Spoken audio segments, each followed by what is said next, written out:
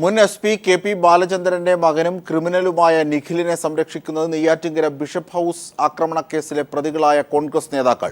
വീട്ടിൽ നിന്നും പോലീസിനെ വെട്ടിച്ച് കടന്നുകളഞ്ഞ നിഖിൽ ഇവരുടെ സഹായം തേടിയതായി പോലീസിന് ബോധ്യപ്പെട്ടു. നെയ്യാറ്റിൻകരയിലെ പ്രാദേശിക കോൺഗ്രസ് നേതാക്കളുടെ സഹായം ഇയാൾക്ക് ലഭിക്കുന്നതായും പോലീസ് പറയുന്നു.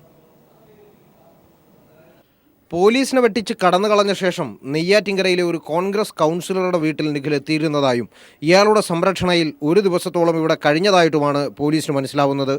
നെയ്യാറ്റിൻകര ബിഷപ്പ് ഹൗസ് ആക്രമിച്ച കേസിലെ പ്രതിയായിരുന്ന ഇയാളുടെ നേതൃത്വത്തിലാണ് നിഖിലിനെ രക്ഷപ്പെടുത്താൻ അവസരം ഒരുക്കിക്കൊടുത്തതെന്നാണ് പോലീസിന് ലഭിക്കുന്ന വിവരം.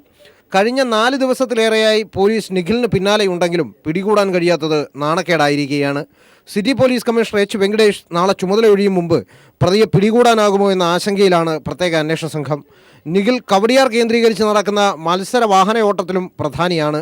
എന്നാൽ പിടികൂടുമ്പോഴൊക്കെ ഉന്നത സ്വാധീനം മൂലം താക്കീത് നൽകി വിട്ടയച്ചിരുന്നത് ഇപ്പോൾ പോലീസിനും വിനയായിരിക്കുകയാണ്. ഒളിവിലുള്ള നിഖിൽ ഹൈക്കോടതിയിലെ ചില അഭിഭാഷകർ വഴി മുൻകൂർ ജാമ്യത്തിന് ശ്രമിച്ചേക്കാമെന്ന വിവരവും പോലീസിന് ലഭിക്കുന്നുണ്ട്. S. ജീവൻകുമാർ, തിരുവനന്തപുരം.